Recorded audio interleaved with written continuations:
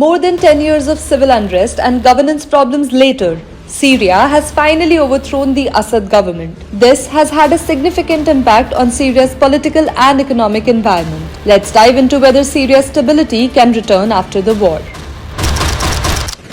With 90% of the people living in extreme poverty, Syria's economy is in ruins as a result of Bashar al-Assad's prolonged leadership. Since 2011, Syria's GDP decreased by more than 85%, from $67.5 billion in 2011 to $9 billion in 2023. According to economists, it may take approximately 10 years for the region to stabilize and another 20 years for its GDP to return to what it was before 2011. Al-Assad's use of torture chambers and chemical weapons against his own people has turned Syria into a pariah state.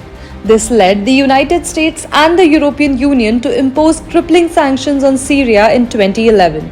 Cutting off Damascus from capital markets, Western aid and commodity revenues. In order to lift these economic sanctions, Syria, one of the most severely banned countries, must first regain the confidence of the international community.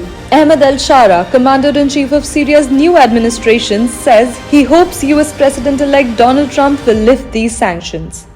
In a sign that the US is willing to engage with Syria's new leadership, Washington removed a $10 million bounty for al-Shara on December 20, 2024. US officials have also begun talks with Qatar and the UAE about relaxing financial restrictions on Damascus if the new government cut ties with Russia and Iran and offers political stability. Agriculture has played a pivotal role in Syria's economy.